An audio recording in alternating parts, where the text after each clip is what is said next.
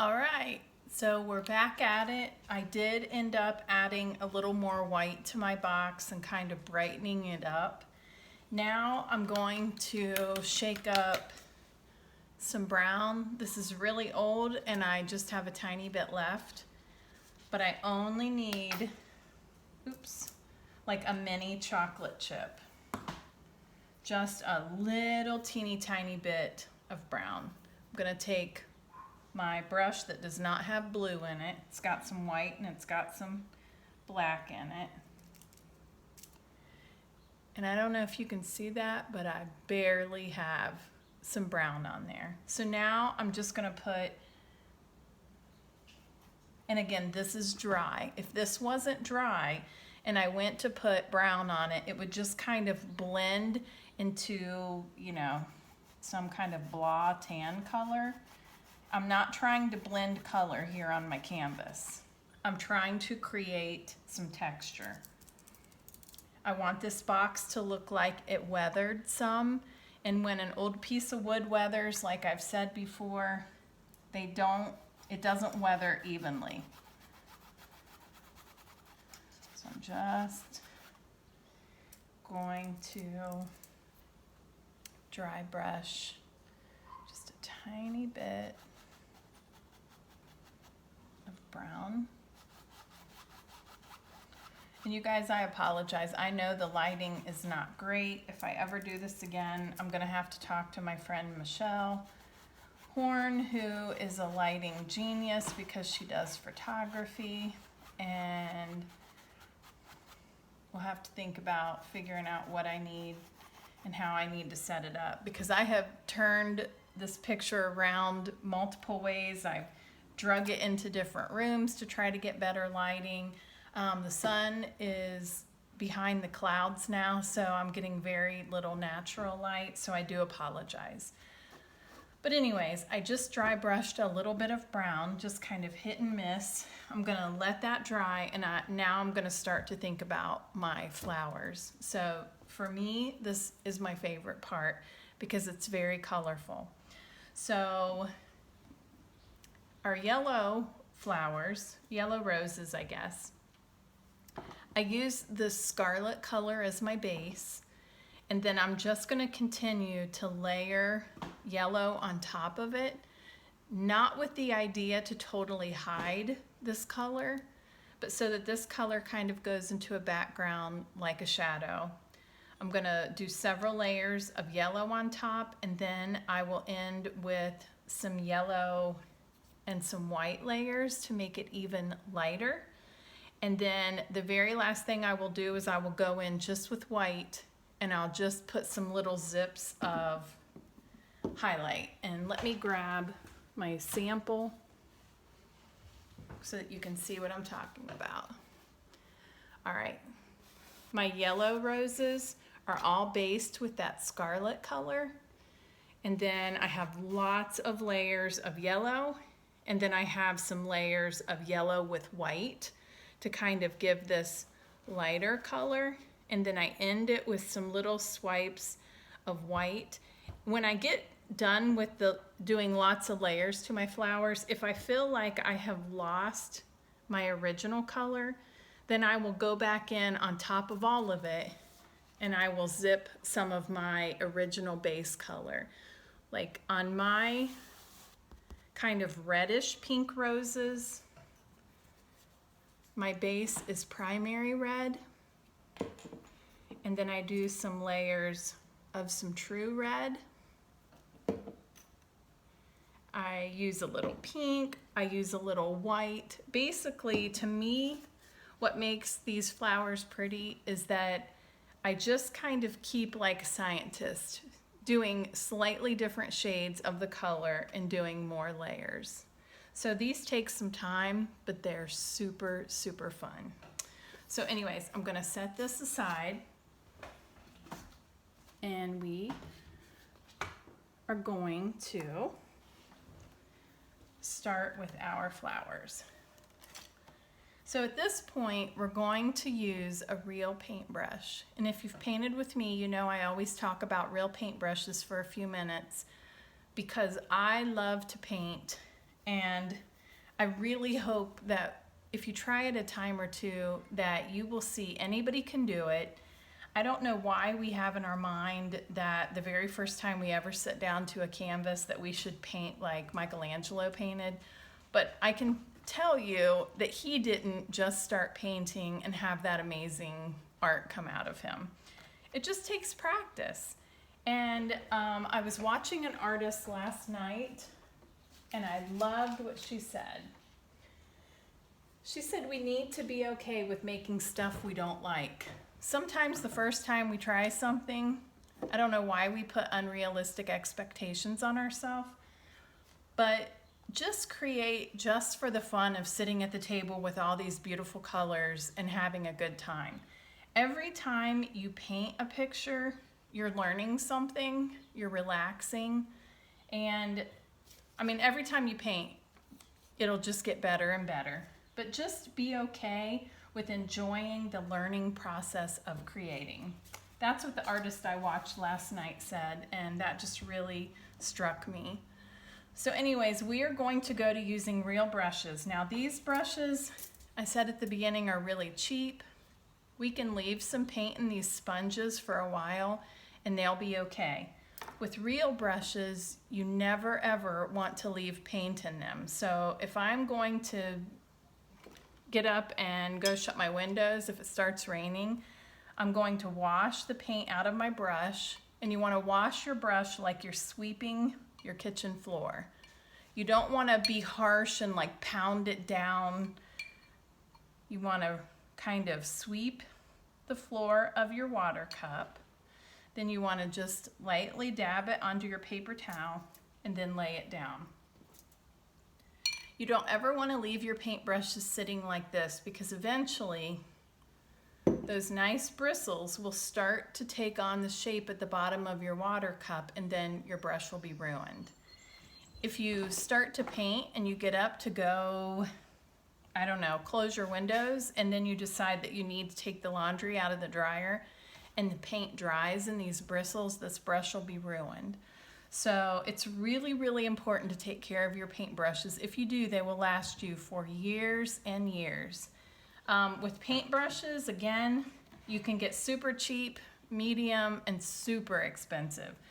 I always tend to go towards the cheap to middle with my paintbrushes. The other thing that I have found is a lot of paintbrushes have kind of these shorter bristles.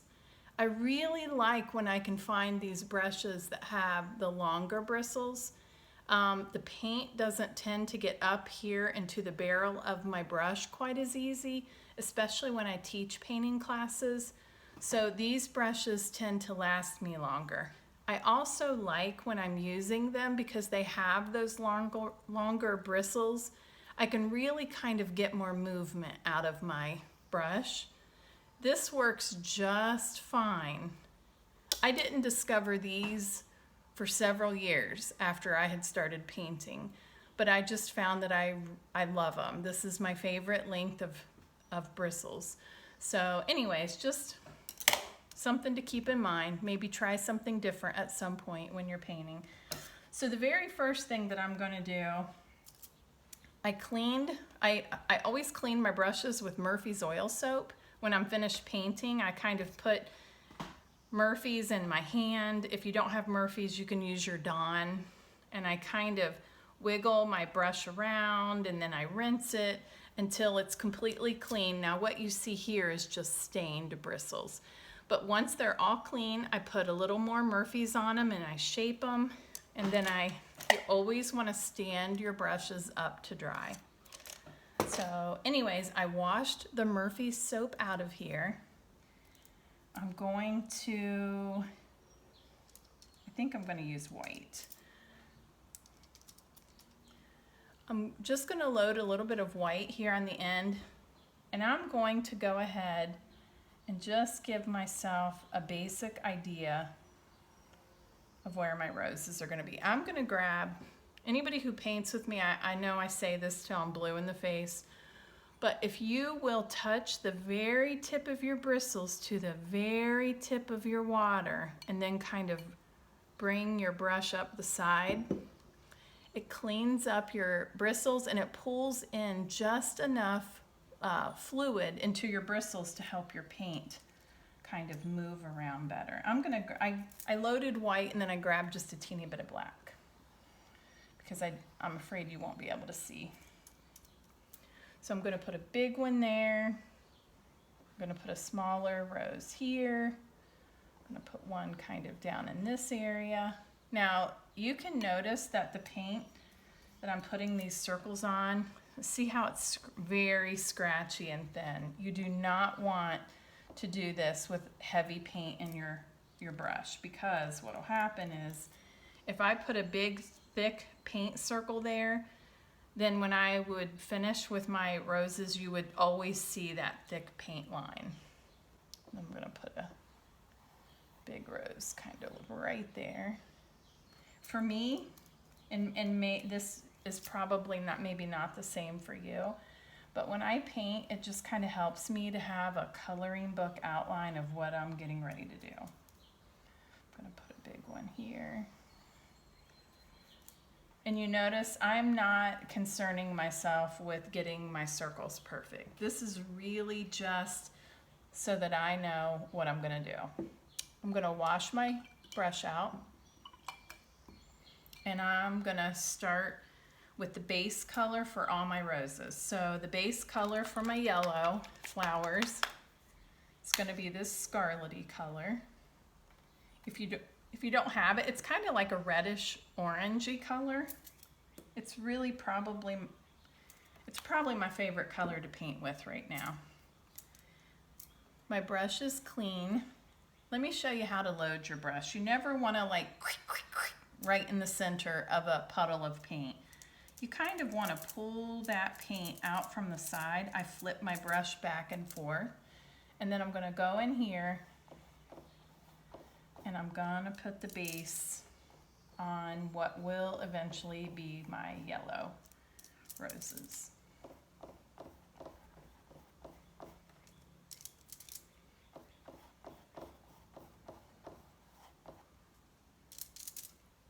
And when you paint your flowers too, you don't need to paint them with the same mindset that you would paint your kitchen wall. It does not need to be perfect.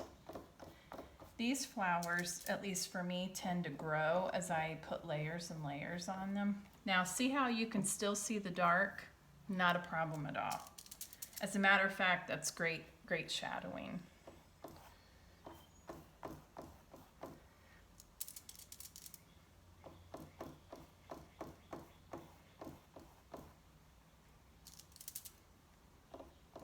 And I love this color so much that sometimes when I finish, I'll put a few swipes of this color just straight on the top so that it really shows through.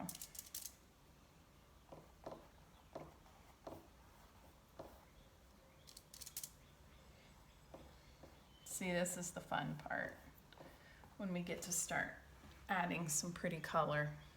So I'm going to sweep the bottom of my water cup. You know, being kind of gentle with my bristles. You can get a decent paintbrush for, I don't know, $5 or $6. And really, to start painting, if you have one of all of these brushes, a flat type of a brush, some kind of a smaller pointed brush that you could do more detail work with, and then foam brush to do some basing, then you're good to go. I mean, at some point you're going to want some different sizes and some different brushes, but this is perfect for almost everything. All right, the base for my red roses, really, I'm going to base all the rest of my flowers. I have primary red.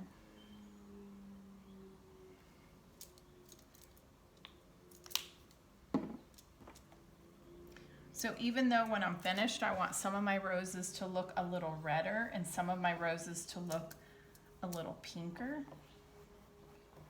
I'm gonna base them with this. You know what, the roses that I want to be a little darker, I'm actually gonna just load a little bit of black into my, so I loaded black and I loaded red.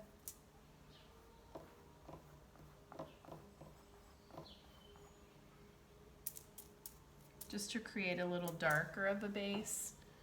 I'm gonna do this one over here.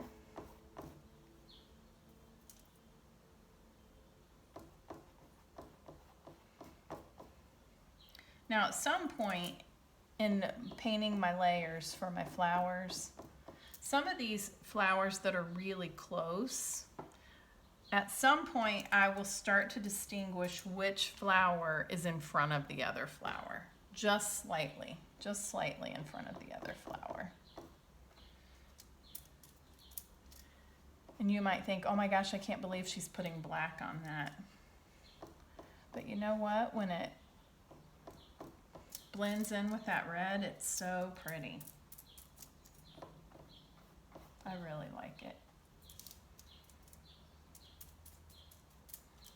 I am gonna do another.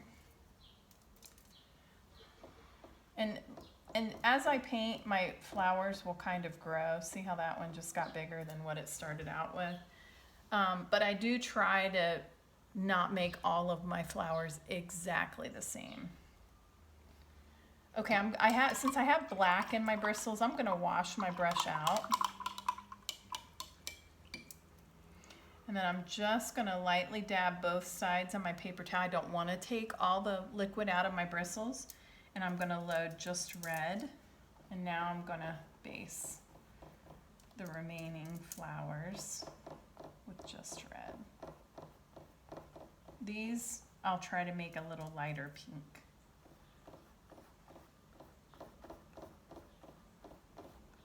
I hope this is not completely monotonous to just watch me paint circles. But it's part of the process. All right. I'm gonna get a little more on this. All right. I'm gonna wash my brush out. I'm gonna let those layers dry. It's really important in order to get these like very layered flowers, which it is what I like, then you have to do several layers of paint.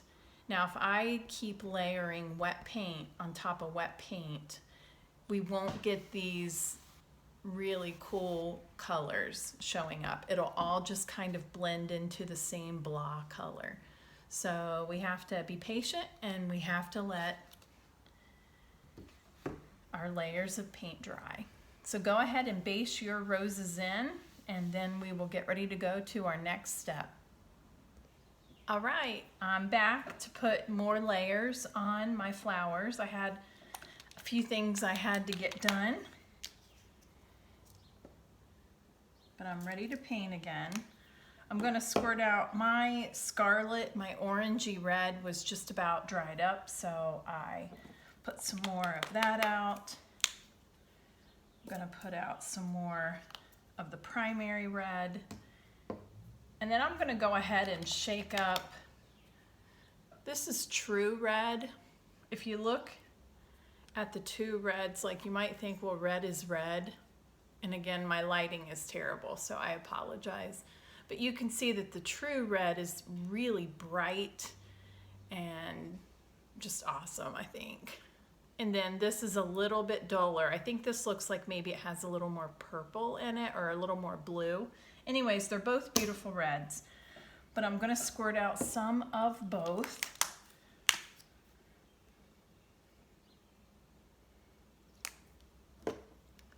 You can maybe see the difference. Maybe not with this lighting. Anyways, I'm gonna go ahead, and I've got some of this pink color. I'm I'm gonna squirt that close to my red colors. And you can see I'm putting out maybe a dime's worth. I'm gonna get some yellow. From this point forward with the flowers, it is really just about layers. And it's about being very patient in between your layers. Because if you're not patient, then your flowers will not have really distinguishable layers to them. And that's really what these flowers need. They need to have those bright, crisp layers because it really gives your flowers depth and texture. So anyways, I have all these colors here on my palette. I'm gonna start there.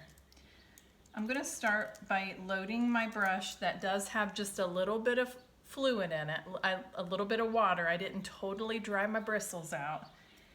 And let me see what it looks like when okay, so I can see this orange on top of my initial coat. So when I do these layers, you have to have your brush loaded, and again, remember how we load. We don't right in the center and kind of pound our delicate bristles down, but we just kind of pull out from the side of our paint puddle. So I am just gonna start making some circular motions. This probably is not, this first layer, because it's so close to this color, is probably really not gonna show up much. If you start to do this on your canvas and it just totally blends in, then skip this part. This is where, at least for me, I feel like I can get more swoopiness with these longer bristles. Okay, so I have a second layer on that one, and I really am just standing my brush up on its hard edge, up on its blade. I'm gonna hold my brush way up here so you can watch. And then I'm just gonna twirl the brush in my fingers. So see, I stand it up on its ice skate blade, and then I just kind of twirl it around. My fingers are doing most of the work. Okay, that's good for that one.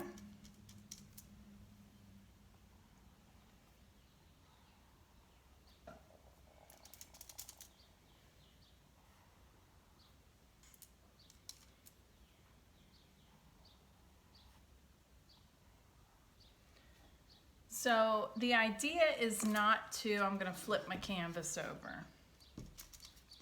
This is really, pretend that's my flower. I'm gonna just grab a teeny bit of fluid back into the tip of my bristles. If your brush gets too dry, your paint won't move the way you want it. So I'm gonna start here in the middle. I'm standing my brush up on its edge, and I'm just gonna kind of twirl my fingers around. And then I'm gonna start maybe here.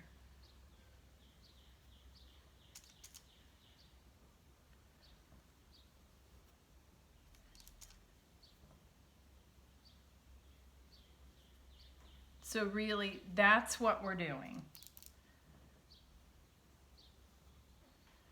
Only we're gonna do lots of layers like that with lots of different shades of color. That's what makes this picture pretty.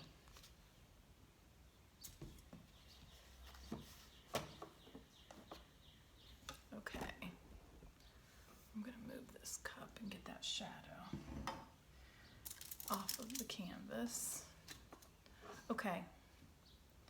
All right, so while I still have this scarlet color in my bristles, before I wash my brush out, now I am gonna watch my brush into the very tip of my water. I'm gonna kind of pull my brush up on I kind of flip it back and forth up the side of my cup. So when I do this, it's not something I could just blindly just blob my brush into my water. I literally watch it so that it barely touches the tip of the water. That way my brush has just the perfect amount of fluid in it. Now I'm gonna grab orange, that scarlet color with just a little bit of yellow. I'm gonna do another layer. So when I start my second layer, and my paint isn't really thick, so in here is dry, so it's okay for me to go ahead. Now this one I can still see is wet. This one is still wet, and right here is still wet. So I'm not gonna paint in those areas. But when I go to do my next layer, and then my next layer, and my next layer, I intentionally do not make my marks exactly where my other marks are. You really just almost want to even pretend like there's nothing in that circle yet.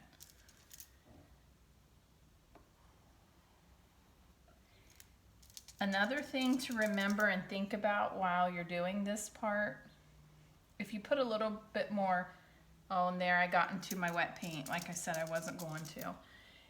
If you put, when you start up on your ice skate blade, if you put a little more pressure on your brush, you're gonna get a kind of a fatter C. All of these to me are kind of like we're making the letter C. I mean, they're wonky C's. They're like big, long, drawn out C's. But that's kind of, but when I get out here towards the edge of my flowers, I like to put just a little bit more pressure on my brush and create kind of a fatter C shape. The other thing to remember is we don't want to totally ever hide any layer. So every time we layer more paint on, we want to try to, yes, build up the color, but we want to be able to see some of the colors. Like every layer, we should be able to see a little bit of that color. So now while my brush still is dirty, but I'm not letting it dry, I'm gonna load just yellow. Now, of course, there is still orange in there, but this time I loaded just with yellow. You know what? I'm gonna hit pause for a quick minute and I'm gonna hit that with my blow dryer.